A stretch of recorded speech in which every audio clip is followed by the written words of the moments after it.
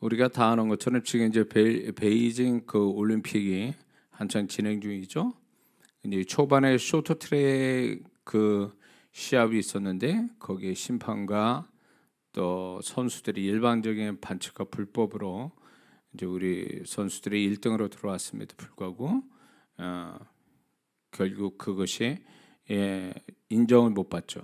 그래가지고 이제 반칙과 불법 때문에 이제 중국 텃세 때문에 결국은 이제 그런 부분이 이제 전 세계 많은 사람들, 많은 나라의 사람들한테 욕을 먹고 있죠. 그 부분에 대해서. 우리가 다 아는 것처럼 모든 운동 경기에는 거기에 엄격한 룰이 있습니다. 그것을 어겨가면서 경기를 하면 아무리 이겨도 또 1등을 해도 취소가 되죠. 지금까지 운동 시합에는 그런 일들이 허다하게 일이 있어 왔습니다. 그동안 시합에서 이기기 위해서 피땀을 흘렸어도 시합하는 도중에 반칙과 룰을 어기면 아무리 이겨도 소용이 없고 그동안 훈련받은 것들이 아무 소용이 없게 돼버리죠. 근데 그 옛날에 바울 시대 때에도 운동 시합이 있었고 또 운동 시합에 규칙이 있었습니다. 바울은 이것을 빗대어서 믿는 자들에게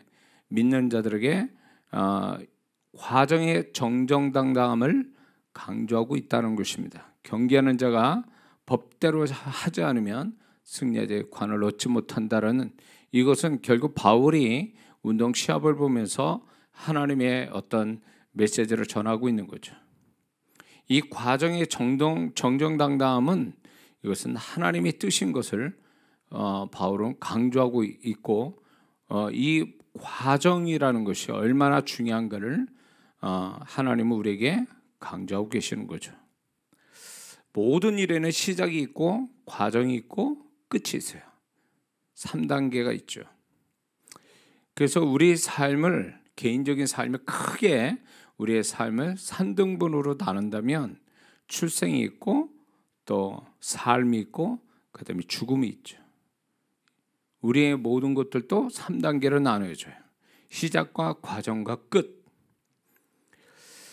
그런데 믿는 자들의 시작과 끝은 중요하게 여기면서도 과정을 무시하는 경향을 보이는 것이 있다는 것입니다.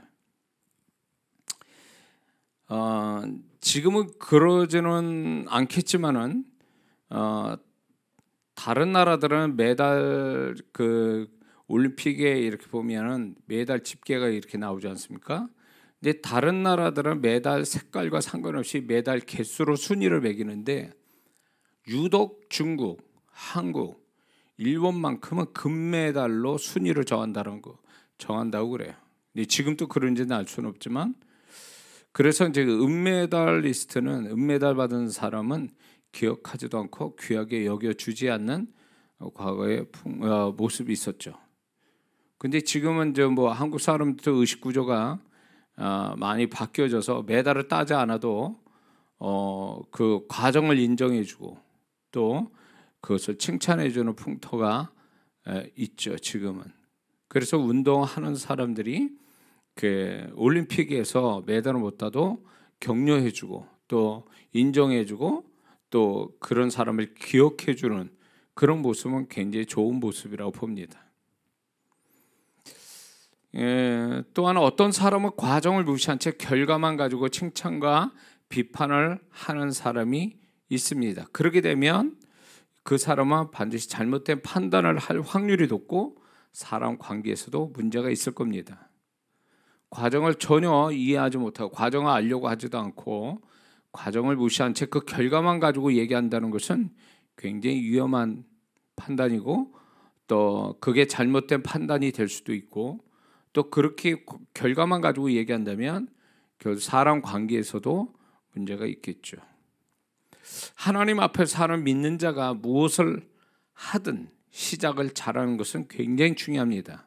우리가 2022년을 잘하기 위해서 열심히 기도도 하고 하나님께 또 이제 예배도 잘 드리고 결단하고 이런 거 굉장히 잘하는 것입니다. 그러나 모든 끝의 결과는 하나님의 판단에 의해서 결정되는데 그 끝은 하나님이 과정을 통해서 결정하신다는 겁니다. 그 끝의 모양은, 그 끝의 결과는 그 사람이 과정을 어떻게 과정을 지내왔는가에 따라서 하나님이 그 끝을 결정하신다라는 것입니다. 그래서 시작은 내가 잘할 수 있어요. 근데 끝은 우리의 몫은 아닙니다. 그것은 하나님이 결정하는데, 그 하나님이 결정하는 그 끝에 결정하게 되는 기준점이 뭐냐면 시작이 아니라 과정이라는 것입니다. 과정을 어떻게 하냐에 따라 하나님이 그 끝을 붙들고 계신 그 하나님이 끝을 어떻게 낼 것인가를 그분이 결정하신다라는 거죠. 근데 믿는 자 속에는 이런 어떤 시작은 잘하는데 과정을 전혀 무시하고 과정을 올바르게 하나님이 원하는 과정을 갖지 않음으로 인해서 그 끝이 결국 자신이 원하는 모습으로 나오지 않고 결국 그 끝이 오히려 처음보다 더 못한 끝의 모습을 갖는 사람도 있습니다. 그래서 예수 믿는 사람이 시작도 좋은데 이렇게 끝을 잘 내기 위해서는 반드시 과정을 잘 지키는, 과정을 또 하나님이 기뻐하는 모습의 과정을 갖는 것은 대단히 중요한 일입니다. 과정 속에 이제 공산주의자들이 이제 소위 말하면 또 악한 사람들이 과정에 이제 수단과 방법을 가리지 않고 결과만 좋으면 된다. 그래서 결과가 좋으면 과정도 인정받는다. 결과가 좋으면 과정도 좋다. 이런 논리로 과정의 수단과 방법을 가리지 않고 불법, 탈법 이런 것들을 위법 이런 모습으로 하는 그것이 만약에 믿는 자들이 그렇게 하면 그 인생은 실패하고 망하게 될 것입니다. 왜냐하면 하나님은 우리가 결과가 좋다고 해서 하나님은 그 결과 가지고 우리를 인정하거나 칭찬하지 아니하신다는 것입니다. 하나님께서는 결과보다도 과정을 더 중요시 여긴다는 것. 결과는 결국 하나님의 몫이고 하나님이 판단하실 일이고 우리는 우리의 몫은 뭐냐면 과정에서 최선을 다하는 것이 우리 몫이라는 것입니다. 그러므로 과정이 하나님이 보실 때 잘못하고 있다면 그 사람은 결과가 어떻게 나왔든 그 사람은 잘못하고 있다는 거 우리는 잊지 말아야 됩니다. 우리가 세상 사람같이 과정 이렇게 수당 방법 가리지 않고 그리고 불법과 탈법을 써가면서 과정을 그렇게 해서 결과가 좋게 나오는 그 세상적 어떤 모습들 그런 풍조를 믿는 자들이 그렇게 했다가는 큰일 납니다. 왜냐하면 성경에 그렇게 했다 문제가 된 사람들이 곳곳에 나타나 있습니다. 그래서 성경에서는 과정으로 인하여 주님께 과정에서 주님께 인정받지 못하고 끝이 축복되지 못한 사람이 나옵니다. 이제 그거를 우리가 이제 다 아는 것처럼 출애굽해서 가나안 땅으로 가는 광야 이스라엘 백성들의 모습입니다. 애굽에서 나오는 게 시작이고 그리고 광야가 과정이고 가나안이 끝이라고 구분을 짓는다면 광야 1세대는 과정에서 광야라는 과정에서 그들의 하나님께 보인 태도가 불량하고 하나님을 진노케 하는 그 결과로 인해서 그들은 가나안 땅을 못 들어가게 되죠. 그들의 모든 행로의 그 클라이막스 끝인 가나안 땅을 광야 1세대는 못 들어갑니다. 왜 못 들어갈까요? 광야라는 과정에서 그들은 이미 실패한 사람이고 하나님께 이미 진노의 대상이 되고 하나님 앞에 정말 버림받는 어떤 세대였기 때문에 결국 그 광야에서 실패한 거죠. 광야에서 성공을 해야 되는데 광야에서 실패했기 때문에 가나안 땅이라는 축복을 보지 못한 거죠. 뿐만 아니라 신약에 보면 사도행전 5장에 아나니아 삽비라가 재산을 팔아서 팔아서 사도 앞에, 보통 그때 당시에는 뭔가 이렇게 자기 걸 팔아가지고 헌신하기 위해서 사도들 앞에 이렇게 내려놓고 사도들의 축복을 받는 것이 끝이었습니다. 그런데 지금 아나니아 삽비라는 우리가 다 아는 것처럼 소유물을 팔아가지고 이제 사도의 발 앞에까지 가는 그 끝에 과정에, 중간 과정이 잘못되어 있다는 거죠. 그 과정에 어떻게 있습니까? 일부러 숨겼습니다. 하나님께 헌신하고자 하는 것들에 대해서 일부러 숨기고 또 사도 앞에서 거짓말을 하는 이런 과정이 있었다라는 거죠. 그것이 결국은 그들은 헌신에 대한 축복 기도는 물 건너갔고, 그리고 그들은 결국 우리가 다 아는 것처럼 헌신하고도 죽음을 맞이할 수밖에 없는 사람이 된 거죠. 아나니아 삽비라의 문제는요, 과정에서 실패했기 때문에 그렇습니다. 과정에서 하나님이 인정하는 과정이 아니었고, 그 과정 자체가 하나님을 불쾌하게 만들었기 때문에 그 끝은 축복이 아니라 비극이었죠. 그런가 하면은 마태복음 6장에 보면 주님께서 금식에 관해서, 기도에 관해서, 구제에 관해서 이렇게 말씀하고 계시죠. 근데 그때 당시에 율법사들, 바리새인들이 금식하고 기도하고 구제하는 것에 문제점을 주님이 지적하십니다.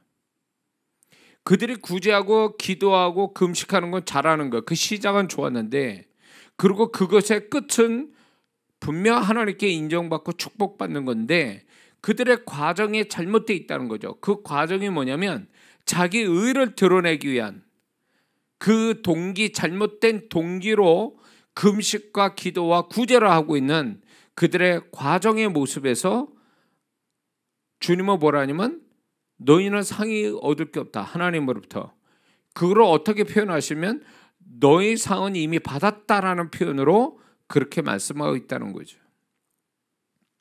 그래서 주님께서 그들의 그 어떤 남들에게 보여주기 위한 율법을 행하는 건 좋으나 그들의 내면이, 그 과정이 자기가 영광을 얻고 자기 의를 드러내기 위한 이런 어떤 모습의 과정이 결국 하나님께 인정받지 못하는, 상을 받지 못하는 결론이 나버린 거죠.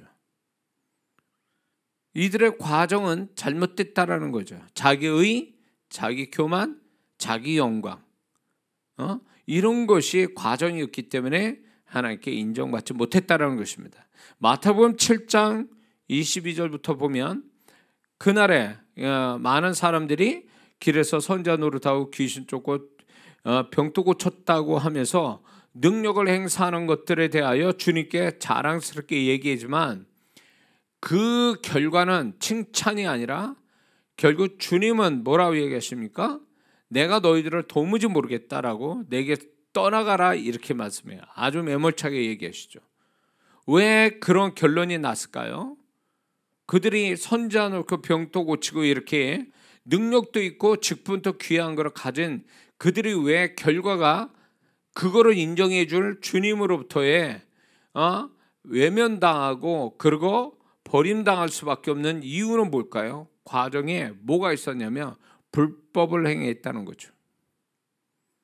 능력과 귀한 신분이 있었지만 결국 그 과정 속에 하나님이 원치 않는 불법, 요한일서에 보면 3장에 보면 죄는 불법이다. 그러므로 불법을 행했다는 것은 죄를 졌다는 얘기죠.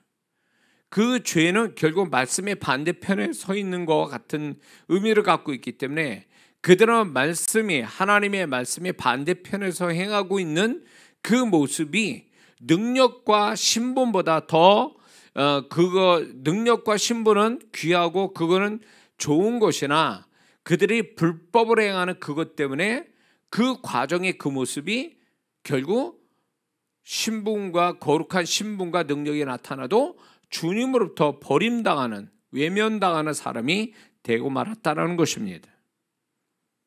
이렇게 성경에는 이렇게 외면당하는, 소위 말해서 과정이 하나님이 기뻐하지 않는 과정을 가짐으로 인해서 결과가 처음보다 더 예상치 못한 어떤 불행한 또 비극의 결과를 가져오는 것을 성경에서 분명히 말씀해 주고 있습니다.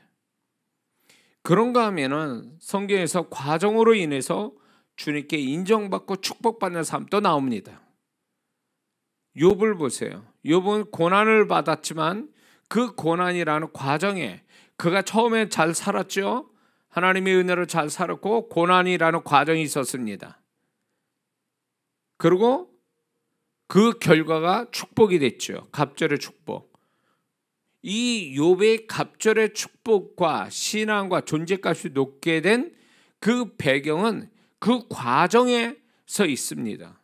고난을 받아도 하나님 원망치 않고, 고난을 받는 동안에도 죄짓지 않고, 고난을 받는 가운데서도 정말 하나님이 인정하는 고난을 인내하고 소망하고 끝까지 하나님을 신뢰하는 이 모습이 결국은 그 욥이 그 결과가 갑절의 축복으로 나타난 거죠. 그러므로 이 과정이라는 게 얼마나 중요한지를 우리에게 말씀해 주고 있습니다. 가나안 여인, 그 귀신 들린 딸을 데려와서 예수님께 고쳐달라고 그러지만 제자들과 또 예수님의 세 번에 대한 어떤 무시당하는 거에 대해서 이 가나안 여인은 끝까지 이 과정을 소망하고 주님을 신뢰하는 그 마음으로 끝까지 주님을 기대하고 의지했을 때 그 주님께서는 그 딸을 고쳐주시죠. 그 여인에 대한 어떤 신앙의 주님을 향한 그것에 대한 테스트 과정에서 그는 합격해서 주님의 축복을 받게 되죠. 그리고 또 이제 성경에 또 우리가 찾아보자면 matthea가 있습니다. 사도행전 1장에 이 matthea는 이제 처음 나오는 거기에서만 처음 나오는 이름이 되는데, 이 matthea는 자마치 예수님을 따라다니는 3년 반 동안 예수님을 따라다녔던 12제자도 아닌 외곽에 이름 없는 열렬한 예수님을 따라다니는 하나의 성도로서 3년 반은 있었던 거죠.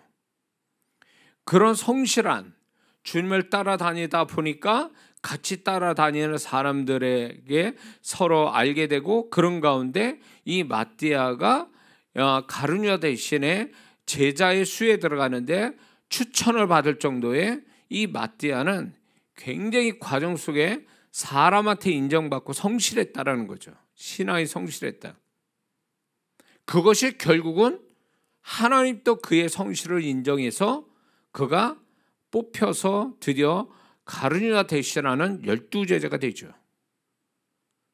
이게 처음에는 이 matthea도 존재감 없는 사람이었으나 그 과정에 그 예수님을 따른 신앙에 대해서 변치 않고 최선을 다하고 성실한 신앙이 이 과정에서 인정받았기 때문에 가룟유다 대신 제자라는 영광의 신분을 얻게 되죠. 응?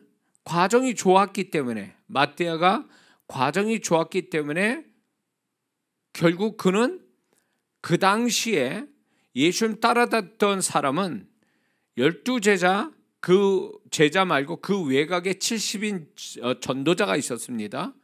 그 주변에 또 사람이 있었겠죠. 그 외곽에 그 사람들 중에 한 사람이었을 거예요. 그래서 성경에는 안 나타나죠.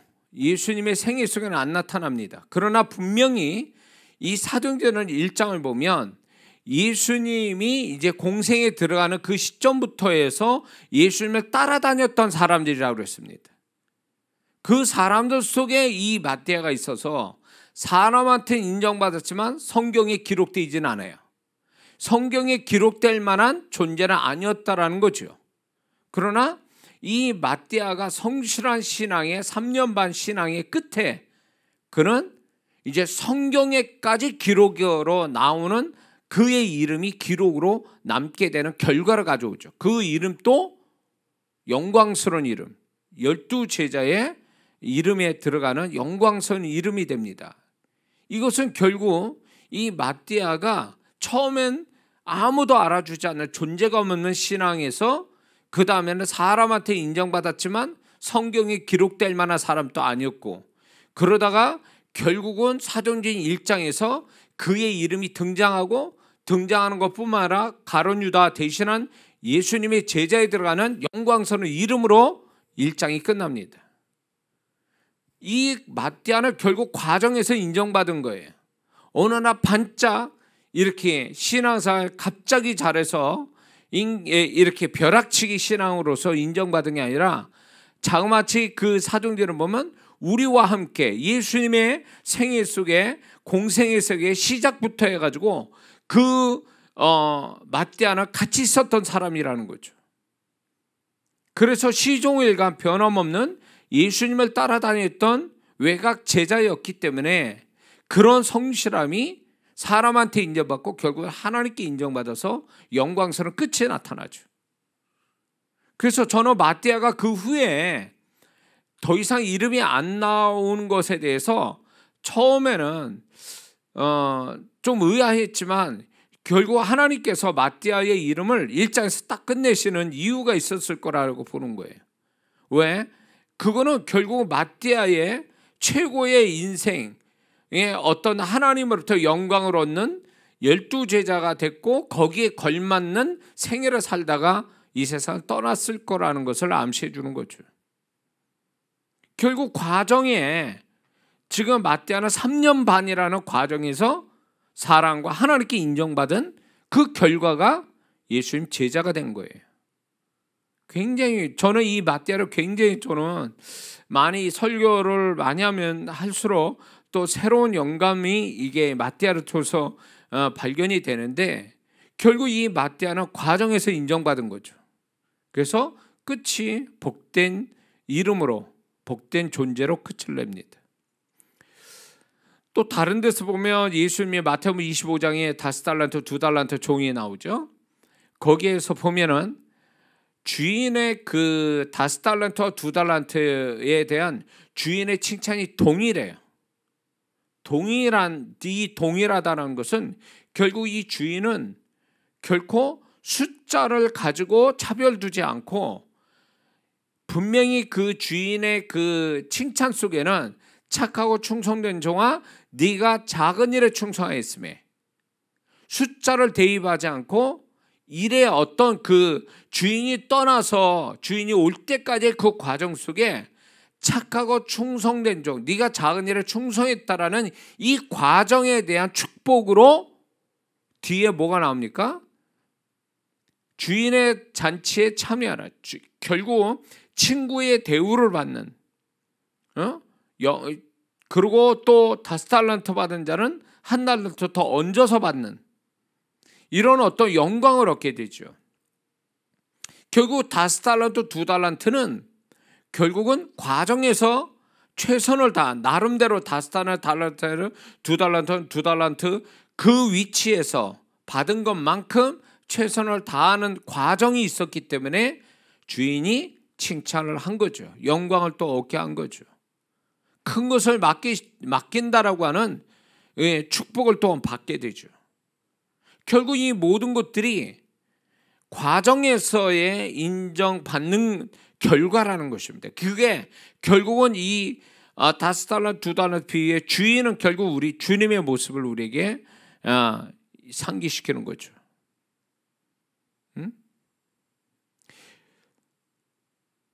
자, 마태복음 20장에도 보면 그 포도원 품꾼의 비유가 나오는데, 마지막 1시간만 일한 자가 하루치 품삯을 받지요. 거기에서도 보면 이 1시간 일한 자가 어떻게 하루치의 품삯을 받을 수 있냐는 거예요.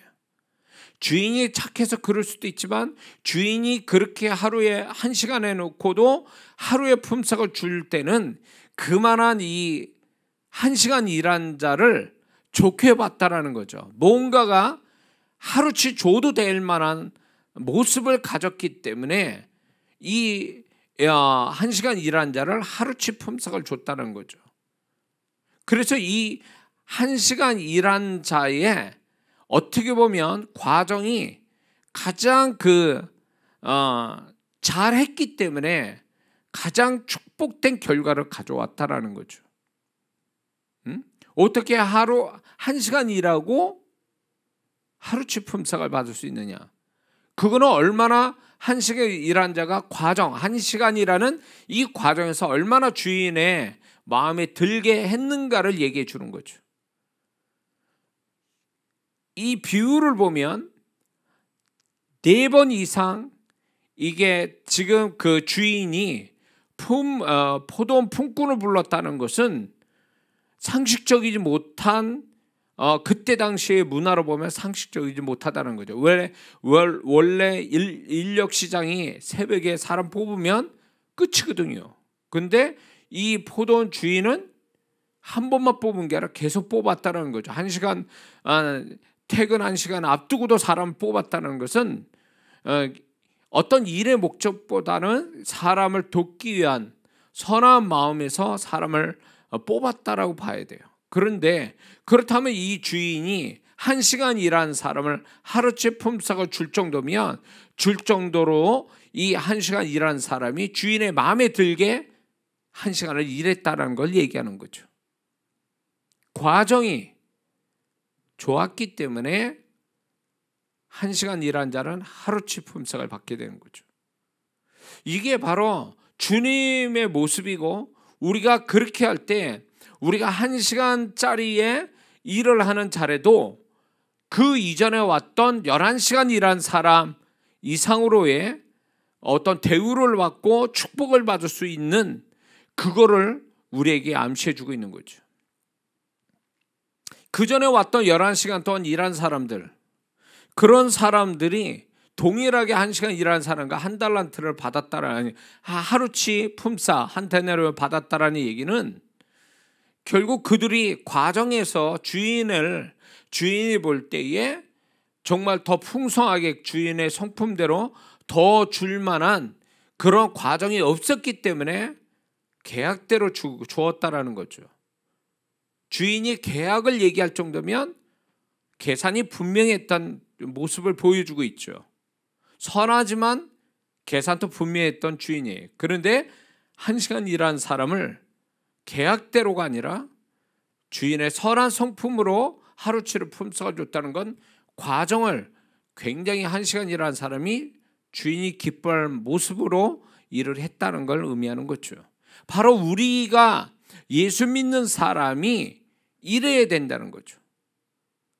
과정이 어쨌든 시작은 늦게 했어도 과정을 정말 하나님이 기뻐하는 과정을 갖는다면 그 이전에 먼저 했던 사람과 동일한 선상에서 갈 수 있는, 동일하게 그들보다 더 나은 조건으로 앞서가는 사람이 될 수 있고, 그 앞에 있는 사람보다 더 좋은 조건의 결과를 가질 수 있다는 걸 계시해 주고 있는 거죠. 그래서 과정이 현찮은 사람, 하나님 보실 때 못마땅하게 과정을 이렇게 하는 사람들은 결국은 결과에 가서도 결국은 과정의 부실함 때문에 그들이 수고한 만큼 또 걷지 못하는, 수고한 만큼 또 못 받는 경우가 있을 수 있다는 것입니다. 그래서 우리가 시작을 어떻게 하냐 굉장히 중요하지만 모든 끝에 어떤 그 결과를 가져오는 결정적 기준은 과정이 있다라는 겁니다. 그래서 과정을 무슨 일이든 과정에 최선을 다하면 그 사람은 결과는 걱정 안 해도 된다는 거죠. 하나님이 그 과정을 가지고 평가를 하시기 때문에 사람이 인정 안 해도 예수 믿는 사람이 과정에 성실하다면 하나님이 그 끝을 이 사람한테 보고 주실 거라는 거죠. 그러므로 우리가 결과를 가지고 매달릴 게 아니라 예수 믿는 사람은 과정에서 열심 내고 과정에서 인정받고 과정을 통해서 하나님 앞에 하나님이 기뻐하는 과정을 갖는 일에 최선을 다한다면 그 사람은 절대로 결과가 나쁘지 않다라는 겁니다. 근데 여기서 우리가 또 한 가지 생각해 볼 게, 시작은 좋으나 과정이 안 좋아서 결과가 비극적인 사람도 또 나옵니다. 다른 사람들, 사울 왕이 그랬죠. 시작은 좋았습니다. 그러나 과정이 안 좋았죠. 그래서 그 끝이 비극이 됐죠. 가룟유다도 마찬가지고 데마, 바울의 동역자 데마도 그런 사람이었습니다.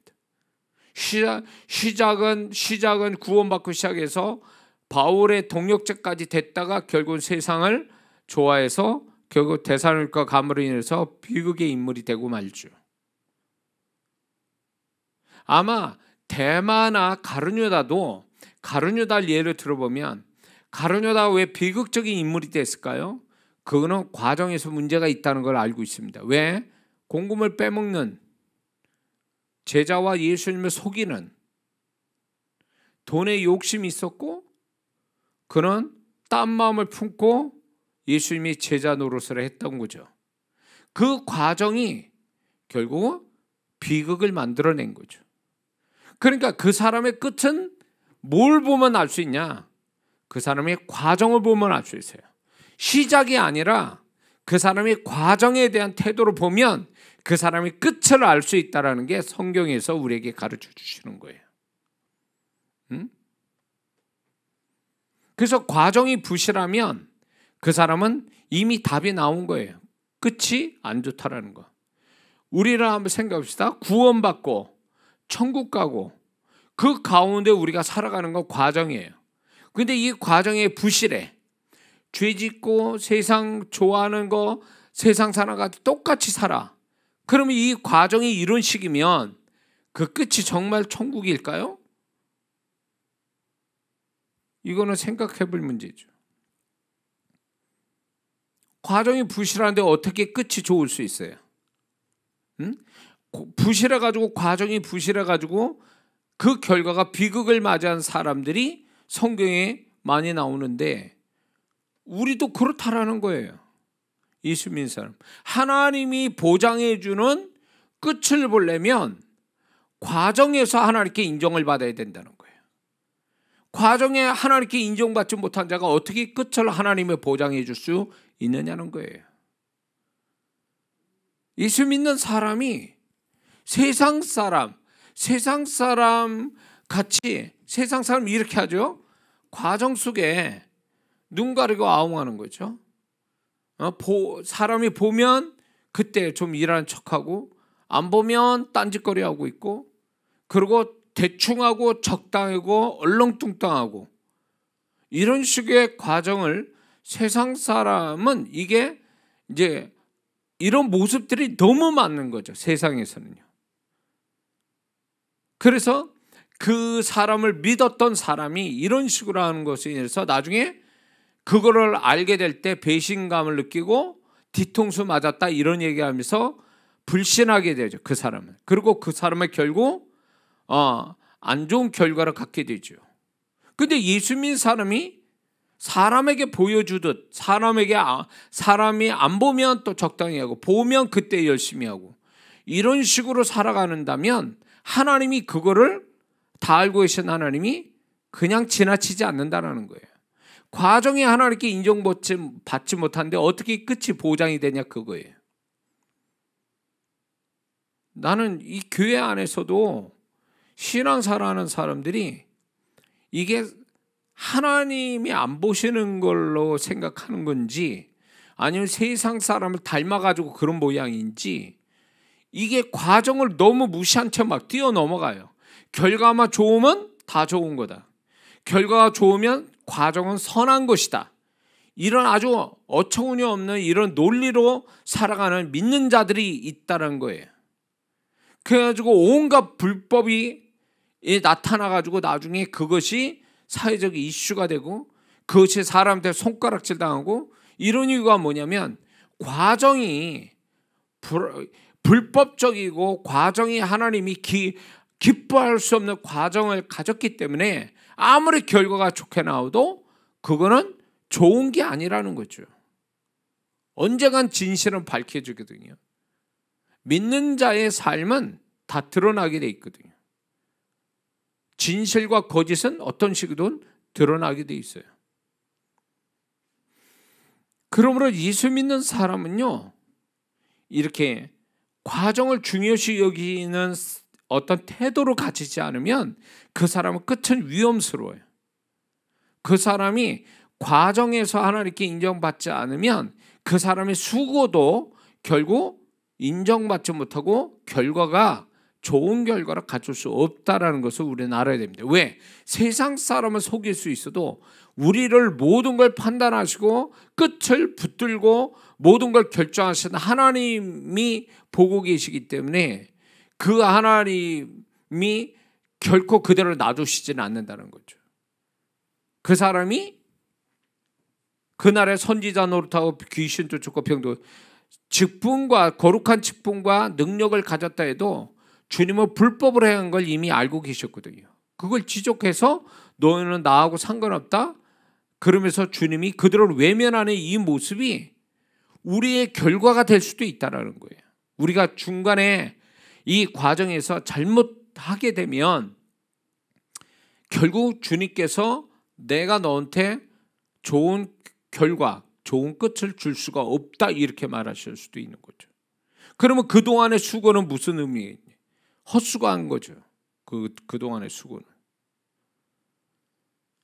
그래서 예수 믿는 사람은요, 예를 하나 들면 쉽게 얘기해서 예배를 드려요. 예배를 드리는데 다 같은 예배 드리는 게 아니에요. 한 자리에 앉아서 같은 시간에 같이 예배 드리는데 한 장소에서 그 사람 그 성도들이 다 100% 똑같은 이 예배의 과정을 갖고 있느냐? 그렇지 않은 거예요. 에? 어떤 사람은 예배를 정말로 정성을 다해서 집중해서 하나님 받으시라고 예배 드리는 사람이 있는가 하면 얼렁뚱땅 예배 드리는 사람이 있어요. 졸면서 예배 드리고 설교할 때 딴짓거리하고 있고 딴 생각하고 이러면서 예배 드리는 사람이 있어요. 그렇게 졸거나 자거나 뭐 이러면서 이렇게 예배 드리는 사람하고 집중해서 온 이 과정이 예배라는 처음과 이 과정이 끝날 때까지 하나님 정말 받으시라고 예배 잘 드리는 자와 똑같을 수는 없다라는 거예요. 똑같을 수 없어요. 예배는 개별적으로 하나님 받으시지 단체적으로 받는 게 아니거든요. 같은 장소에서 다 같이 예배드린다 그래서 하나님이 단체로 예배 받으시는 게 아니란 말이에요. 1대1로 받으시는 거거든요. 그래서 같은 자리에서 같은 시간에 같은 예배를 드려도 축복을 받는 사람이 있는가 하면 축복을 못 받는 사람이 나타나는 것은 과정에서 예배드리는 과정에서 문제가 있기 때문에 어떤 사람은 문제 있고 어떤 사람은 하나님이 기뻐할 예배 자세를 가지고 드렸기 때문에 그 결과가 달라질 수밖에 없는 거예요. 지금 제가 인도하는 예배나 기도회에서 기적을 경험한 사람들, 축복을 경험한 사람들, 이분들은요, 이런 분들은 정말로 그 시간에 하나님 앞에 몰입해서 하나님 기뻐하는 과정의 모습을 가졌기 때문에 하나님이 은혜로 베풀어 주신 거예요. 응? 그냥 대충 지금 영상으로 참여한다 그래서 대충 소파에 앉아가지고 딴짓거리하고 있고 딴 데 보고 있다가 어디 갔다가 또 잠깐 앉아서 또 듣고 이런 식으로 예배를 드린 자가 무슨 축복을 받겠어요? 그런 사람이. 자세가 불량한데 과정이 불량한데 무슨 축복의 결과가 나오겠냐는 거예요. 축복의 끝은 없지 그런 사람은요. 분명히 이 간증하는 분들은요. 굉장히 막 진짜 하나님에게 정말 어떻게 보면 간절한 마음으로 목숨 걸고 예배 드리고 기도에 참여했기 때문에 하나님이 역사하고 그랬다고 보는 거예요. 저는 과정 없이 결과가 있을 수는 없거든요. 과정이 있으니까 그 과정에 대한 결과가 나올 뿐이거든요. 그래서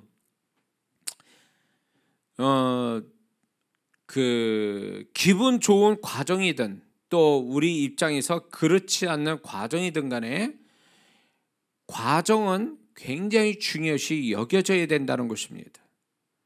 기분 좋다고 그 과정을 잘하고 기분이 안 좋다고 과정을 대충하고 이런 것은 결코 좋은 모습이 아니다라는 거예요. 우리가 어떤 과정을 겪던 간에 그 과정은 굉장히 중요하게 여겨져야 되는데 왜냐하면 세 가지 이유에서 그런 거예요. 첫 번째는 과정을 하나님이 시작과 끝보다도 과정을 주목해 보시기 때문에 그래요. 응? 과정을 주목해 보시는 이유가 뭔지 아세요? 끝의 결과를, 그 끝의 결과를 어떻게 하실 건가를 결정하시기 위해서 과정을 주목해 보신다는 거예요. 근데 우리는 그렇게 생각 안 하거든요. 과정은 얼렁뚱땅해서 결과만 어떻게 하면 좋으면 되는 거 아니냐라는 그런 아주 인간적인 세상적인 어떤 생각을 가지고 과정에 그렇게 하니까 하나님의 의도를 모르는 거예요. 하나님은 과정을 보고 계시는데, 과정을 중요히 여기는데 우리는 과정을 무시해버리거나 과정을 가벼이 여기니까 이게 하나님과 이게 안 맞는 거죠. 그러니까 그런 사람은 결과가 없는 거예요. 결과가 없는 거예요. 네? 제가 어느 분을 이렇게 참 어떻게 보면 긴 시간 목회를 하는데 수년을 지나가다 안 변하는 사람이 있어요. 다른 사람 변하고 은혜 받고 막 성장하고 막 이러는데 안 변하고, 그리고 성장도 없고 이런 성도들을 보거든요. 그런 성도들의 공통점이 뭐냐? 같은 예배 드리고 그렇게 해도요, 제가 아까 얘기했죠. 말 안 합니다. 찬송 안 불러요. 기도 잘 안 해요. 딴 생각합니다. 집중 안 합니다. 그러니까 그런 분들은 축복이 없어요. 예배 드렸다는 형식만 치우쳐 있다 보니까 그런 사람은 수년 수십 년을 앉아 있어도 달라지는 게 없어요. 과정이 하나님을 기쁘시게 하지 못해. 그러니까 어떤 종교 의식을 치른다는 마음으로 와 앉아 있는 거예요, 사실은. 그런 사람한테 무슨 그런 과정에 무슨 축복을 기대하겠습니까? 그런 사람한테 축복이 없어요. 그 사람한테 시간 낭비하는 거예요, 사실은. 아무것도 없어. 결과가 없어요, 그런 사람은. 제가 이 결과가 안 나타나는 사람 수년을 지나도, 그런 성도로 봤기 때문에 수년 지나도 결과가 없어요. 어? 답답한 거죠. 본인도 답답해. 답답할 이유가 없어. 모르니까 답답한 거야. 왜? 그 과정을 하나님이 주목하고 있다는 것을 모르는 거예요. 그냥 마음 닫아놓고 기도하라 할 때 기도 안 하고 딴짓거리하고 있고 졸고 있고 집중 안 하고. 그런데 무슨 거기에 끝이, 제대로 된 끝이 있겠어요? 없지. 하나님은 벌써 과정에서 이미 판단하고 있는데, 과정에서 이미 탈락했는데 무슨 끝이 뭐가 좋은 게 나오겠냐는 거죠. 그래서 과정을 우리가 중요시 여겨야 될 이유는 첫 번째는 하나님이 과정을 주목하시기 때문에 그렇다는 거죠. 왜? 어떻게 끝을 내실까를 결정하기 위해서 과정을 주목하시기 때문에 그런 거예요. 두 번째는 우리가 왜 과정을 중요시 여겨야 되냐? 과정을 통해서 하나님이 영광 받으시기를 원하시기 때문에 그래요. 과정을 통해서.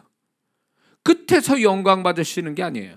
과정을 통해서 영광을, 고통 속에 있어도 내가 잘 되는 속에 있어도 잘 되든 못하든 간에 그 과정에서 하나님이 영광을 받고 싶어 하는데, 과정은 엉망진창이야. 죄 짓고 하나님 원망하고 광야 1세대처럼 그렇게 하면 무슨 하나님이 영광이 되겠습니까? 하나님이 영광 받자고 과정을 허락하신 건데, 광야가 왜 40년이에요? 왜 광야가 하나님이 허락하신 거예요? 빨리 안 가고 과정을 통해서 영광을 받으셔야 가나안 땅이라는 축복을 줄 텐데, 이 광야 1세대는 광야에서 하나님을 높이지 않은 거예요. 그러니까 그들은 결국 과정에서 실패한 자가 돼서 가나안 땅은 들어갈 수 없는 거예요. 가나안 땅은 하나님이 주시는 건데 가나안 땅에 못 들어간 이유는 그들의 태도에 문제가 있었대요. 무슨 태도? 과정에서 이 하나님을 진노케 하고 하나님을 높이지 않는 그것이 그들 스스로가 끝에, 가나안이라는 끝은 보이지 않았다는 거죠. 그들의 끝은 광야일 뿐이지 가나안 땅이 아니었다고요. 하나님이 영광 받고 싶어 하는데 영광을 과정에서 많이 올려드려야 되는데 과정은 엉망진창을 하고 결과만 좋으면 된다라고 그래서 결과에 자꾸 이렇게 붙들고 결과가 어떻게 나오기로 해서 임기응변, 요령 아니면 그 탈법, 불법을 써가지고 끝을 잘해보려고 하는 그것은 어리석은 짓이다 그거예요.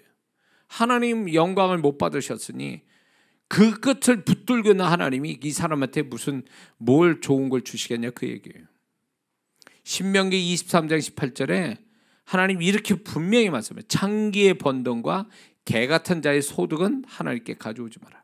그건 가정한 것이다. 개 같은 자, 남창을 얘기하거든요. 에? 왜 그들이 그렇게 해서 벌어온 것을 하나님께 드는 걸 하나님이 가정에 여기시고 안 받으신다는 이유가 뭐예요? 과정이, 돈을 버는 과정이 죄 지으면서 버는 거기 때문에 하나님 앞에 가져오지 말라는 거예요. 과정을 보셨잖아요. 과정을. 그래서 하나님은 과정을 통해서 영광 받기 원하시지 과정을 통해서 낮아짐 당하고 싶지는 않으시거든요. 그런데 광야 1세대는 어떻게 했어요? 계속 하나님 원망했잖아요. 하나님을 낮췄잖아요. 과정에서, 광야라는 과정에서 하나님을 낮췄잖아요. 그들이 하나님 원망하고 하나님 시험하고 하나님 하지 말란 짓 하고 결국 그래서 과정에서 하나님이 높임을 받지 못하니 끝을 붙들거나 하나님이 그들에게 가나안 땅을 주신다? 있을 수 없는 거죠. 내가 하나님이라도 그렇게 못한다고요. 응? 그래서 우리의 끝이 모든 일이 시작, 과정, 끝 이게 딱 나눠지잖아요. 3단계로. 그래서 우리의 끝이 뭔가 잘못되면요. 뭘 뒤져봐야 되냐면 여러 가지 이유가 있겠지만 그 중요한 건 뭐냐? 과정을 어떻게 했냐를 한번 생각해 봐야 된다는 거죠. 우리가 끝이 안 좋다면. 자, 그리고 이제 왜 우리가 과정을 중요시 여겨야 되는가? 세 번째 이유는요. 과정을 통해서 하나님의 축복이 연결되기 때문에 그래요. 과정을 통하여 하나님이 그 사람에게 축복을 연결시키기 위해서 과정이 있는 건데 과정을 잘못하면 이 과정을 통해서 하나님 다른 축복으로 연결시켜 주시려는 것들이 다 끊어져 버린다는 거죠. 자, 요셉이 노예로 보디발 집에 갔습니다. 드디어 이제 요셉이 노예로 출발이 돼서 그 집에 살게 됐단 말이에요. 그래서 거기에서 노예 생활을 하는데 그 요셉이 과정에서 정말로 최선을 다했으니까 가정 총무가 됐겠죠. 소위 말하면 캡틴이 된 거예요. 종들의 하인의 우두머리가 된 거죠. 근데 이거를 우리가 쉽게 생각하면 안 돼요. 왜냐? 요셉은요 타국인이에요. 애굽은 거기는 외국 땅이에요. 언어도 틀리죠. 거기다 생활 방식도 틀리죠. 또 노예 생활이라는 정말 아주 비참한 어떤 생활을 또 해야 되는 삼중고를 겪고 있는 거예요. 그런 속에서 요셉이 얼마나 열심히 살았으면 가정 총무까지 됐겠냐는 거예요. 그런데 가정 총무에서 끝나는 게 아니라 감옥에 억울하게 들어가죠.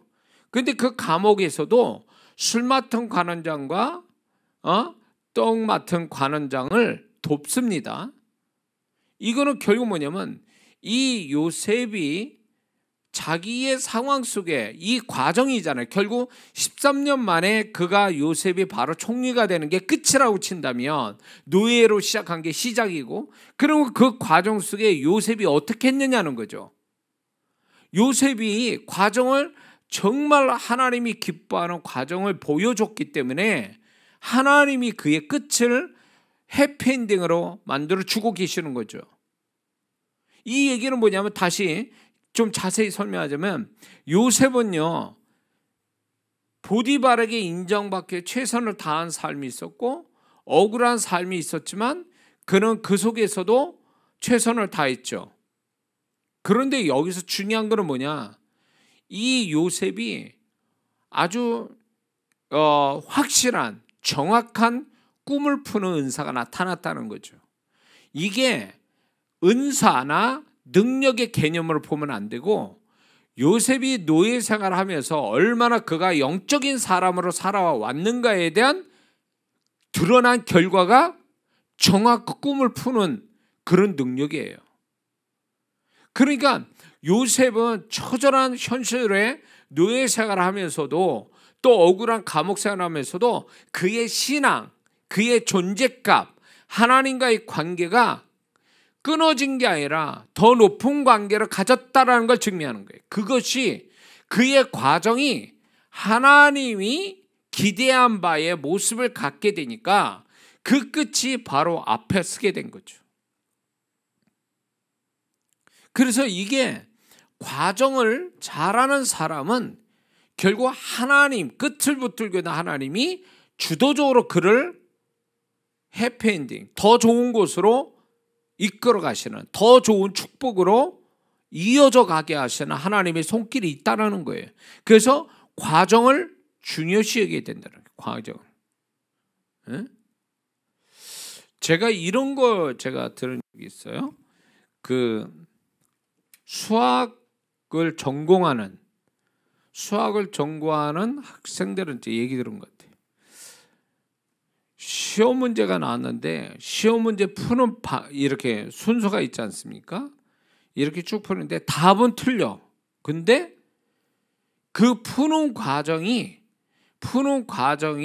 이렇게 쫙 그 공식을 대입해서 풀어가는 그 과정이 있다면 그거를 거의 정답으로 쳐준다라는 거예요, 교수가. 왜냐하면 그 과정이 이렇게 공식을 대입해서 과정을 풀어가는 그 과정 자체를 인정해 주는 거예요. 그 과정 자체를.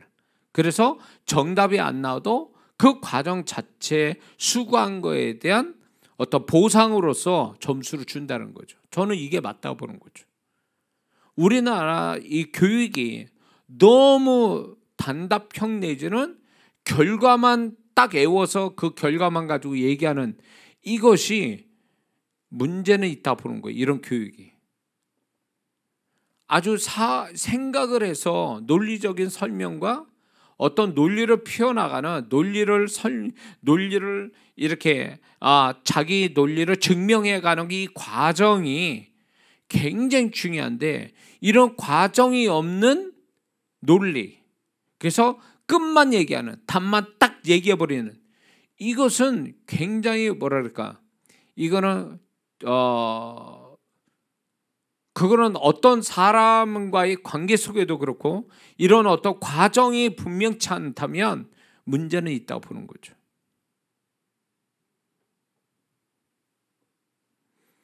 우리가 구원받으면 끝입니까? 구원받은 다음에 천국 가는 그날까지 우리는 이 과정이라는 게, 살아 숨쉬는 이것은 과정이거든요. 여기서 인정을 받아야 돼요. 그래서 이 땅에서 축복도 받고, 그것이 하나님 앞에 가서 죽어 이 땅을 떠날 때 하나님 앞에 가서 또 상을 받는 거거든요, 그게. 그래서 우리는 이 어떻게 보면 구원받고 죽어서 천국 가는 그 중간 이 과정의 단계를 지금 밟고 가는 거예요. 우리 지금 살아 숨쉬고 있다는 게.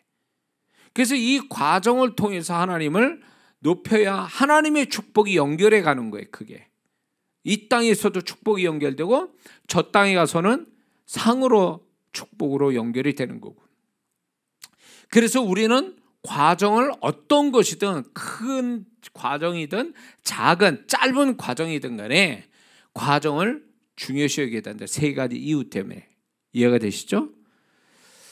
그러므로 여기서 우리가 이제 좀 결론을 좀 보자면, 이제 좀 우리가 좀 더 이 과정을 좀 가볍게 봐서는 안 된다는 겁니다. 모든 것을 스쳐 지나가는 것처럼 의미 없는 것으로 건성하고 대충하는 이 자세는 버려져야 된다는 거죠.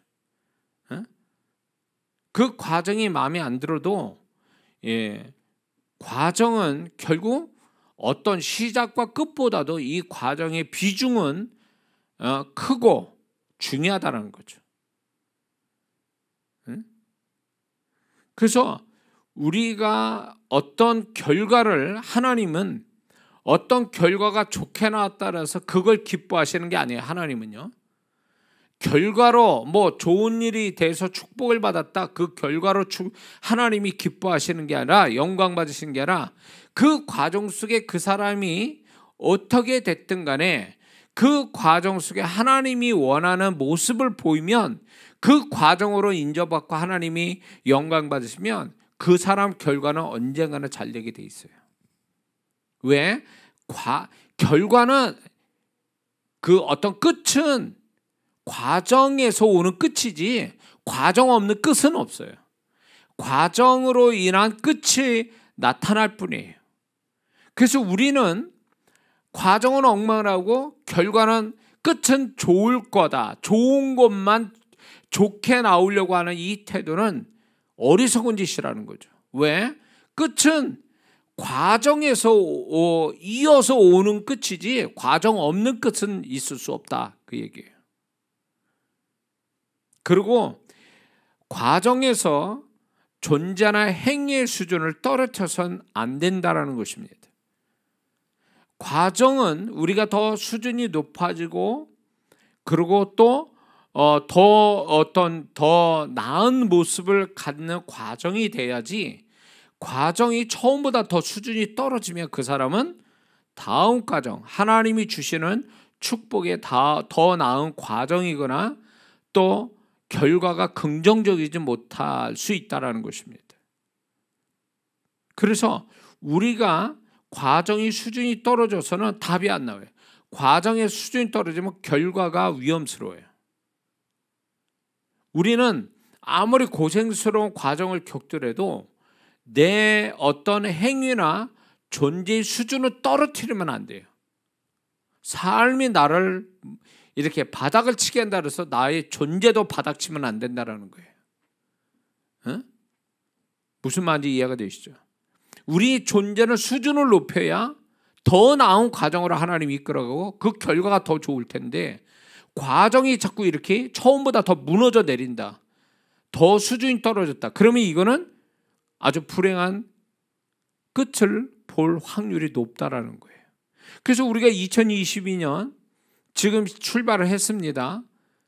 그런데 이제 2022년 12월 달 끝이 올 거예요. 그러면 지금 이 과정이잖아요. 지금 가는 게, 이게 수준이 높아져야 된다는 거예요. 더 나아져 가야 12월 달에 하나님이 주시는 축복이 있는 거지, 수준이 떨어져, 처음보다 더 수준이 떨어져, 그럼 기대할 게 없다라는 거죠. 과정이 수준이 떨어지면. 그리고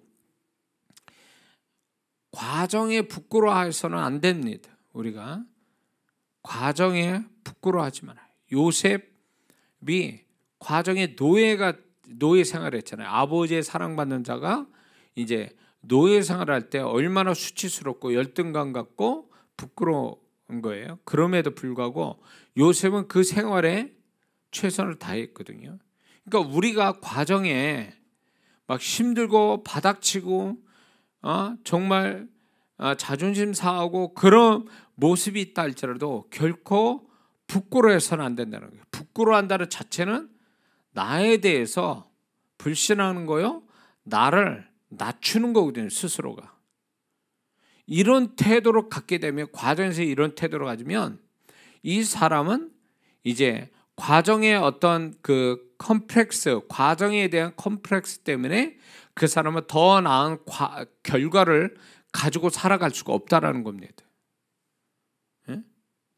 그래서 어떤 과정을 겪든 간에 그거를 부끄러워할 게 아니라, 그것 자체를, 그걸 부끄러워하는 게 아니라 그거를 나를 세워가는 하나의 자극제로 사용하는 게 지혜로운 태도라는 것입니다.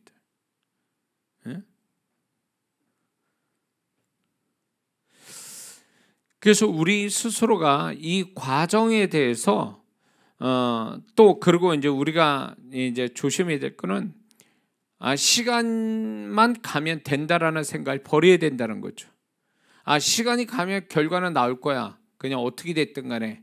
과정이라는 시간도 흘러가니까 과정이 지나가면 어떤 결과가 나올 거야 라는 이 막연한 생각도 위험하다는 거예요. 왜? 이게 결과가 어떠냐에 따라서 과정이 어떠냐에 따라서 결과가 결정되어지는 건데 결과가 내가 방임해 버려. 그냥 결과를 그냥 놔둬버려. 알아서 흘러가라. 알아서 되어가라. 그리고 자기는 거기에 신경 안 쓰거나 그거를 방임해 두거나 구경꾼처럼 놔둬버리면 그 사람은 반드시 좋은 결과를 못 봅니다.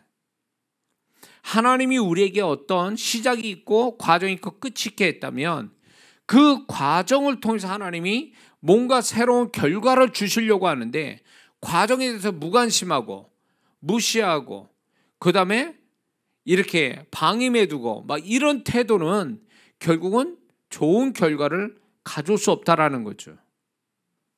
시간만 가면 되는 게 아니라는 거예요. 그냥 가만 놔둔다고 뭐 되는 것도 아니고 그 과정이 적어도 좋은 결과를 가져오해서 몸부림쳐야 될 과정이지 그냥 놔둬버리는 그냥 물 흘러가죠. 죽은 물고기야 흘러가는 물에 그냥 둥둥 떠내려가듯이 그렇게 놔둬버려서는 결코 안 된다는 것입니다.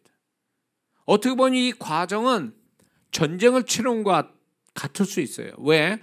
과정에서 하나님을 높여야 되고 과정이 결과를 좋게 나오기 위해서 과정을 치열하게 그 과정과 함께 싸워야 되는 상황들이 있을 수 있거든요.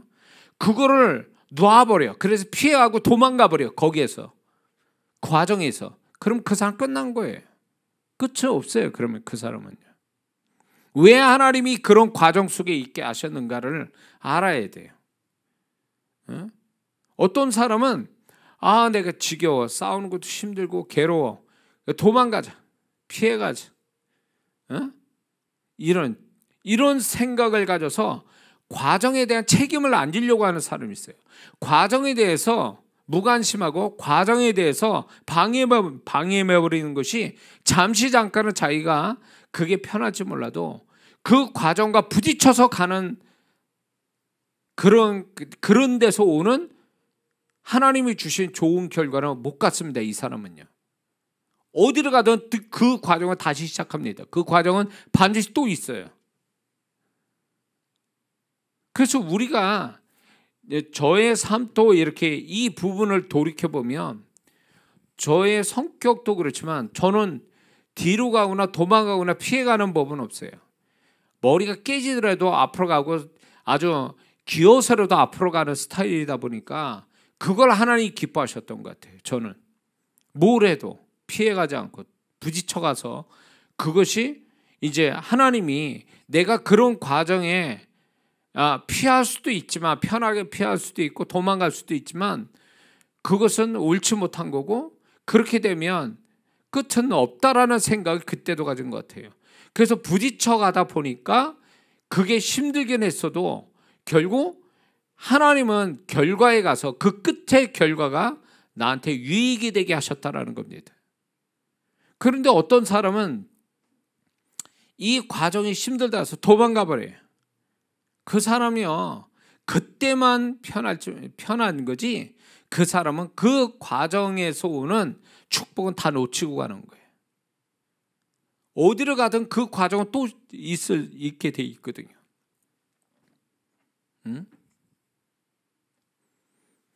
그리고 우리는 분명하게 이 과정을 통해서 하나님께 인정받아야 된다는 생각이 머릿속에 박혀 있어야 돼요. 과정을 통해서 하나님께 인정받겠다. 이 태도가 굉장히 중요합니다. 근데 많은 사람들이 과정을 통해서 하나님께 인정받으려고 하는 게 아니라 결과, 끝에 가서 인정받으려고 하는 거예요. 끝에 가서. 끝에 가서 인정받겠다. 전에 조인기 목사님의 그 목회단상이라는 책에 제가 그 본 중에 이렇게 좀 분별력이 떨어진 성도분들이 가끔가다 있기도 하는 것 같아요. 그때 뭐 50년, 60년대니까 뭐. 그때에 한 60년대 뭐 어느 성도가 그랬대요. 은혜를 받고 막 이러니까 잘 분별이 안 되는 분이 자기가 술집을 하겠다고 그래가지고 엄청 돈을 벌어가지고 11조로 엄청 교회에 엄청 돕겠습니다. 그러니 목사님 기도해 주세요. 이런 대목이 나와요. 거기에. 그래서 그 목사님이 그런 거에 대한 어떤 분별력 없고 잘못된 거에 대해서 그분의 경험한 거를 이렇게 얘기한 내용을 짤막하게 인 게 아주 지금도 기억이 나는데, 아니 그렇게 해서 돈을 벌면 하나님이 그거를 기뻐하신다고 생각한 거예요. 그 성도는 뭘 해서 벌든 간에 많이 벌어서 하나님께 교회에다 헌금을 하면 잘 되는 거라고 자기는 생각했던 거예요. 그렇지 않다는 거죠. 잘못 배운 거죠. 그거는 잘못 알고 있는 거죠. 끝에 가서 하나님께 인정받으려고 하지 말고 과정을 통해서 하나님께 인정받으려고 해야 그 사람이 정말 하나님이 그 사람을 결국 그 세워주시고 축복하시는 거 되는 거지, 결과만 딸랑 과거는 뭐 과정은 뭐 엉망진창해도 끝에 가서만 뭘 어떻게 해보려고 하는 그 자세는 버려져야 된다라는 거죠. 그래서 하나님 앞에서 과정에 대한 우리의 올바른 태도는 뭐냐라고 할 때, 제가 아까도 얘기한 것이 반복될 수도 있는데, 안 좋은 과정이라도 도망가거나 피하지 말라는 거예요. 그런 과정조차도 긍정으로 수용하려고 몸부림쳐야 그 끝이 좋다라는 거예요. 근데 그 과정이 힘들다고 도망가고 피해가면 그 사람은 아무런 결과를 못 갖는다는, 끝이 없다는 거예요. 긍정적 끝이 없다는 거예요. 하나님은 그 사람한테 끝을 줄 수가 없다는 거죠. 두 번째는 과정에 대한 의미와 가치를 두라는 거죠. 과정의 의미, 과정의 가치가 뭔가를 생각해 봐야 된다는 거예요. 이 과정에 대해서 자기 나름대로의 중요한 의미, 또 중요한 가치를 여기는 사람 같으면 그 과정을 잘 감당할 텐데, 보통 과정을 이렇게 무시하고 도망가고 피하는 사람의 그 내면에 뭐가 있냐면 그 과정 자체를 의미와 가치를 안 둔다라는 거예요. 그리고 끝에서만 잘해보려고 하는 사람도 결국 보면 이 과정 자체에 대한 의미나 가치를 가지지 않아서 그러는 거예요. 하나님은 우리에게 과정이 있다라는 것은 그 과정 자체도 의미와 가치가 있음을 얘기해 주는 거거든요. 이스라엘 백성이 광야 생활이 무의미한 겁니까? 광야 생활이 얼마나 중요한 그 현장이에요. 그래서 그 광야라는 과정은 결국은 하나님의 중요한 의미와 가치를 부여한 현장인데도 불구하고 이들은 이 광야에 대한 의미와 가치를 가지지 못한 거예요. 광야 1세대는요. 하나님을 깊이 만나고 하나님을 신뢰하고 하나님의 말씀이 그대로 이루어진다라는 말씀의 훈련, 하나님의 존재에 대한 훈련, 하나님의 믿음에 대한 여러 가지 그 과목들이 광야에서 거기서 벌어지고 있는데, 이 광야라는 과정을 1세대는 엉망으로 한 거죠. 그러니까 축복이 없었던 거죠. 의미와 가치를 가지지 못한 거예요. 많은 사람들이 왜 그 과정에서 많은 사람들이 그걸 포기하고 도망가고 과정을 무시하는가는 결국 그것에 대한 나 나름대로의 의미와 가치를 부여하지 않았기 때문에 그런 거예요. 응? 의미와 가치를 부여해야 된다는 거예요. 설사 그게 힘들고 어려운 일이라도 그 힘들고 어려운 그 자체를 의미를 두지 말고 그거로 인한 나에게 생각해 볼 어떤 나의 가치를 높이는, 나의 존재값을 높이는 의미와 가치를 내가 만들어내야 된다는 거예요. 만들어내야 된다. 응? 도둑질하는 사람 있죠. 사기치는 사람들도 나름대로 의미와 가치를 부여해서 한다고요. 일종의 소위 말하면 더러운 사명감 같은 걸로도 해요. 그 사람들은요. 아니 세상에 안 좋은 것도 의미와 자기들만의 어떤 의미와 가치를 두고 죄짓는 사람들도 많은데, 예수 믿는 사람이 하나님이 허락하신 삶 속의 과정에 대해서 의미와 가치를 두지 않는다면 이거는 생각 없이 사는 사람과 같을 수 있어요. 그리고 의미와 가치를 부여하지 않으면 그 과정 자체를 무시하거나 그 과정을 정말로 과정에서 도망가는 모습을 보일 수밖에 없다는 거죠. 하나님 앞에 우리 인생이 낭비되거나 무가치한 인생은 없어요. 구원받은 사람은 어떤 사람이든 간에 그 사람의 삶은 하나님 앞에 중요한 의미와 가치를 가지고 있다고요. 하나님은 그렇게 생각해서 우리 삶을 광야 같은 우리의 삶을 허락해 주셨는데, 문제는 뭐냐면 하나님은 의미와 가치를 부여해 주는데 정작 그 삶을 사는 사람이, 하나님의 사람이 의미와 가치를 두지 않고 살아간다는 게 문제인 거예요. 적어도 우리는 세상 사람보다 더 높은 수준의 삶에 대한, 또 과정에 대한 의미와 가치를 반드시 부여하고 살아가야 돼요. 그래야 거기에서 자존감도 생기고 거기에서 우리가 좀 더 존재값이 높은 사람이 되는 거지, 아무리 귀한 일에도 자기가 의미와 가치를 두지 않는다면 그 일은 괴롭고 힘든 일이에요. 사회봉사하다가 사회적인 이슈를 만들어내는 아주 악한 일을 하는 사회사업가들이 있잖아요. 그 믿는 자가 사회사업을 하는데 나중에 조사해 보니까 아주 더러운 어떤 죄하고 연결되는 그 일을 하는 그 사람들도 처음에 그렇게 했겠냐고요. 그 귀한 일을 왜 그들은 더러운 일이 돼버렸냐 말이에요. 그 중간에 그 일에 대한 의미와 가치를 잃어버린 거예요. 과정에서 그리 돼버리니까 결론은 뭐가 났냐? 그 사람들은 사회에 비지탄을 받는 사람이 되고 만 거죠. 우리가 그렇게 돼서는 안 되는 거예요. 어떠한 과정이든 간에 누가 뭐래든 간에 다른 사람이 나를 우습게 보고 내 과정을 막 무시해도 우리 스스로는 그렇게 하면 안 된다는 거죠. 나 자신에 대해서는 내가 가지고 있는, 내가 겪고 있는 과정은 수준 있는 의미와 가치를 내가 부여해 줘야 되는 거예요. 세상이, 다른 사람이 그걸 부여해 주지 않으면 내가 스스로 부여를 해야 되는 거예요. 그래서 이거는 나한테 중요한 의미가 있고 가치가 있다는 걸 해야 내가 그 과정에 대한 나의 자존감이 있고 그 과정을 잘 견뎌낼 수 있고 또 지나갈 수 있다는 거죠. 어떤 다른 사람이 부러워하는 일이나 그 결과를 가져야만이 그게 잘하는 게 아니에요. 그것만이 잘하는 게 아니라 내가 지금 하고 있는 게 그 과정이 별별없고 고통스러워도 내가 정말 내 스스로가 중요한 아주 높은 가치와 의미를 부여하면 그게 지혜로운 거고, 그렇게 해야만이 과정을 잘 감당해서 하나님이 그 끝에 우리에게 축복을 허락하시는 겁니다. 할렐루야.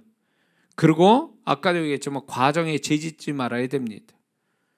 결과에, 이거는 결과 끝에 악영향을 끼치기 때문에 그렇습니다.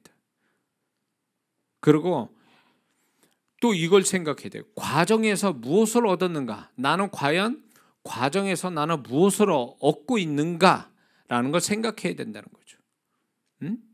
내가 얻은 건 뭐냐는 거예요. 아, 이건 무가치해. 나한테는 손해만 끼치고 있어.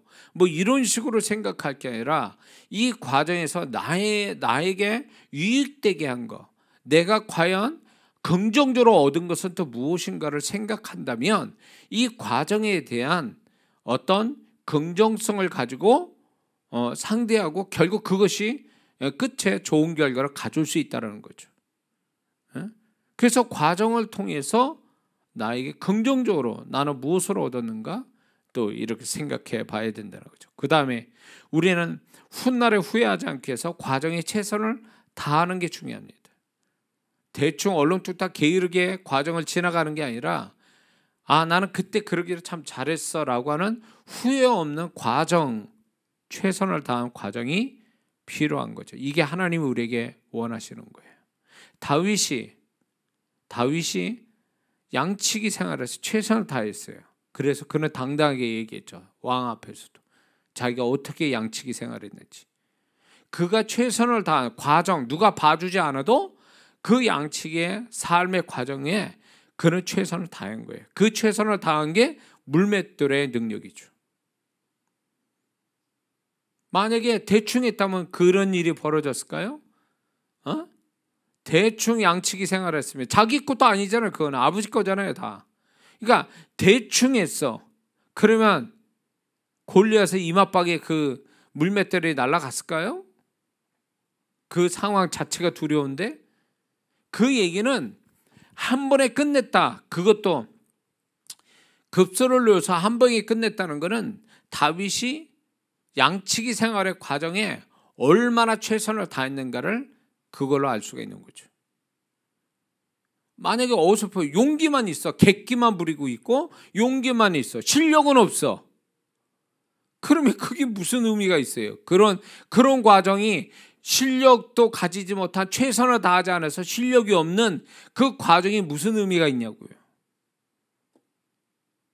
과정에 최선을 다해서 실력을 갖춰야 하나님이 어느 순간에서 그 실력을 발휘하여 그 사람이 인생을 점프시키는 역사가 올 텐데 이게 뭐 과정에 용기만 있고 뭐 허세만 떨었지 그게 실력이 없어가지고 하나님이 주셔도 감당 못한다면 이 사람은 과정은 의미가 없는 거예요. 과정에 축복은 없는 거예요. 뿐만 아니라 과정으로 하나님을 높여야 됩니다. 과정에 하나님을 높여야지 하나님을 낮춰서는 안 됩니다. 과정을 통해서 하나님을 높여야 돼요.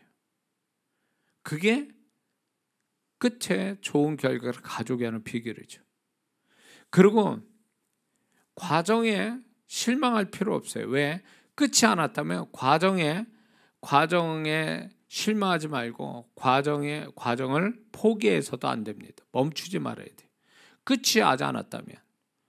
그래서 끝이 안 왔다면 과정에 실망할 것도 없고 또 멈춰서도 안 됩니다. 잘 된다고 안 된다고 멈추고 잘 된다고 또 방심하고 이런 게 아니라는 거죠. 그렇게 하면 안 된다는 거죠. 끝이 아직 안 왔으면 과정을 어떤 식으로 멈추면 안 돼요. 과정은 어떤 식으로 계속 진행되고 있어야 되는 거예요. 실망하지 말고 포기하지 말고. 자, 마지막으로는요. 과정을 즐길 줄 아는 사람이 되어야 됩니다.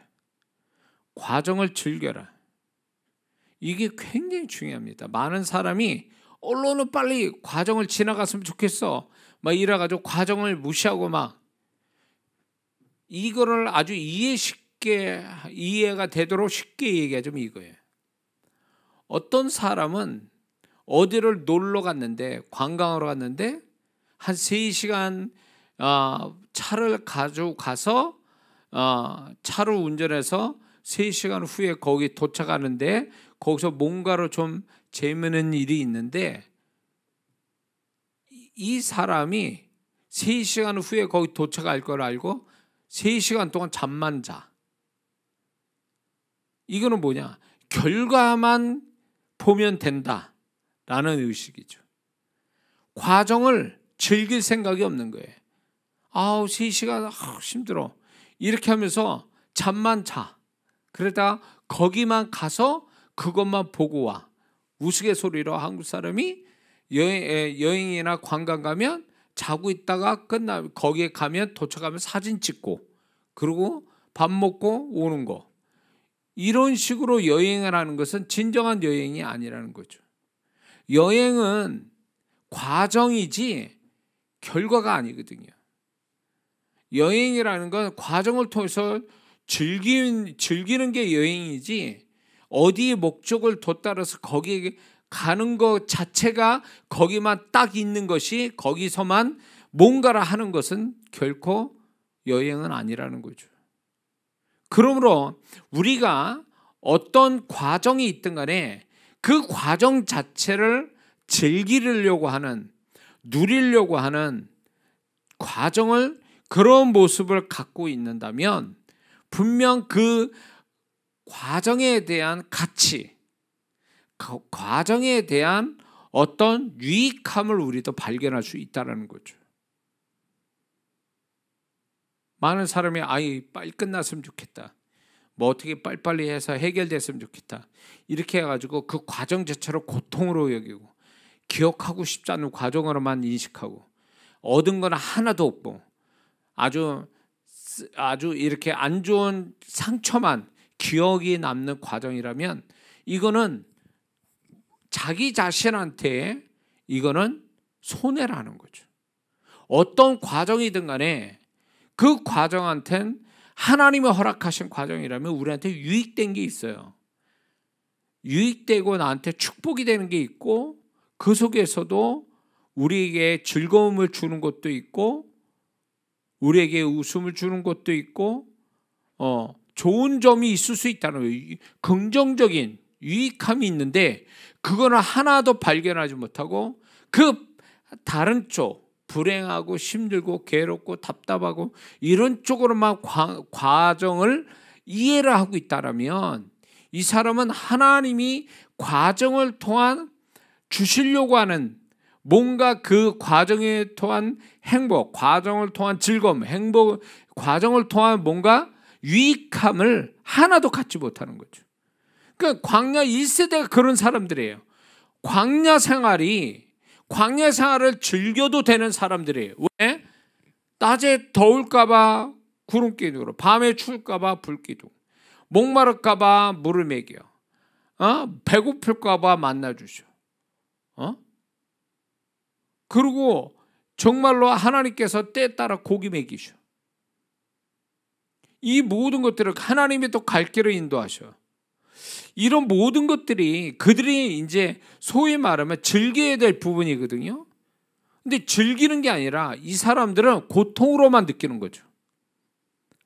우리를 목마르게 하고 우리를 죽일 데 없어 여기까지 데려왔냐 이런 식으로 그들은 이 광야를 고통의 시간으로 인식한 거지 고통의 현장에 있는 것으로 인식했지 이 과정, 이 광야라는 과정에 대한 즐기는 마음은 하나도 없었다는 거죠. 하나님이 주시는 거에 대한 즐기는 마음이 없었다는 거예요. 누리는 마음이 없었다는 거예요. 그러니까 스스로 불행을 만들어내는 거죠. 언제 돼야 그런 사람은 행복하다는 말을 할 수 있을까요? 그 사람은 내가 생각할 때 죽어서 천국 가야 행복하다는 말을 할 것 같아요. 이 땅에 사는 동안은 행복하다는 말을 안 할 거예요. 왜? 우리 인생 자체가 수고와 슬픔뿐인데 거기에 무슨 즐길 거리가 뭐 있어요?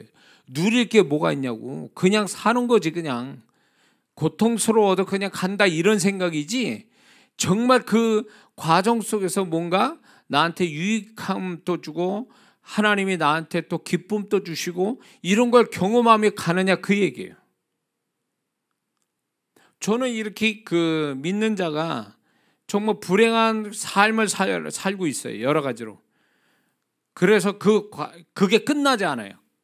그것이 계속 진행되고 있고 반복되고 있어요. 그런 과정이 있는데도 불구하고 그 속에서 아주 작은 우리가 볼 땐 사소하고 우리가 건강한 사람으로 볼 때는 당연한 것들인데 그런 속의 고통 속에서도 그런 어떤 것들을 보면서 조그만 거 뭔가 좀 낮은 걸 보며 굉장히 좋아하는 그런 걸 또 즐기는 이런 것들이 그런 사람이 이 과정에 대한 어떤 즐기는 사람이죠. 과정을 누리는 사람이에요. 근데 그런 사람이 보통 크리스찬들이 그러더라고요.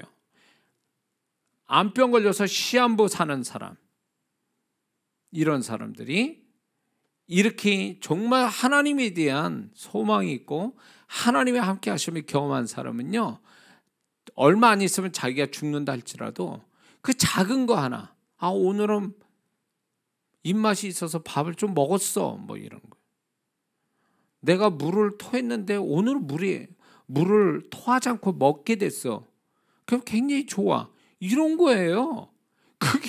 그게 보통 사람한테는 그게 좋아할 일이냐고. 근데 그 사람한테는 그게 일종의 그 죽어가는 과정을 하나의 이 자그마한 즐거움을 가지고 즐기는 거예요. 누리는 거라고. 응? 제가 병원에 있을 때 초반에 이렇게 해서 한 10kg 정도 빠졌어요. 빠지고 이제 어느 순간가 막 토할 것 같고 막 이렇게 식사를 못 하고 토하고 이렇게 아무것도 못 먹는 거예요. 잠도 못 자고. 얼굴에 말이 아니더라고요. 내가 봐도. 근데 어느 순간부터 도시락 밥을 먹는데 그게 이제 물을 말아 먹는데 그 물을 말아 먹는 그 밥맛이 딱 이 밥맛이 도는 거예요. 근데 그게 얼마나 기쁜지 그게 얼마나 기쁜지 알 수가 없어요. 그 상황 속에서 다 그 건너편에 있는 그 뭡니까? 침대에 있는 그 40대 분이 뭘 사가지고 들어왔어요. 그분도 걸려 들어왔는데 호떡 하나를 조그만 그 호떡과 같은 그 빵을 하나 줬는데 그걸 단 거를 처음 먹어본 거예요. 10일 넘어서 처음 단 거를 그거 먹는데 그 맛이 또 정말 진짜 아주 좋더라고요. 그러면서 기분이 좋더라고요. 단 것이 들어가니까 10 며칠 만에 단 것을 그거 처음 먹으니까. 그래서 하나님 앞에 이렇게 내가 지금 이런 그 극한 상황에서도 이런 거를 또 이렇게 가질 수 있게 이런 기쁨, 이런 또 즐거움을 갖게 하시구나. 그래서 그 속에서도 그런 어떤 하나님이 그런 기쁨 주시더라고요. 그래서 이런저런 사소한 어떻게 보면 일상생활에 아무것도 아닌 것인데 그게 나한테 큰 기쁨이 또 이렇게 오더라고요. 병이 나서 나가는 게 문제가 아니라 나가는 그 결과가 중요한 게 아니라 그 속에서 내가 어떻게 그 속에서 있었던 그 모습을 보면서 이 과정이라는 게 얼마나 중요한 부분인가를 다시 새삼 느끼게 된 거죠. 그러므로 우리가 살아가면서 작게 짧게 시작과 과정과 끝이 있습니다. 길게 크게 생각하면 구원, 삶, 그다음에 천국 이런 큰 것도 있고요.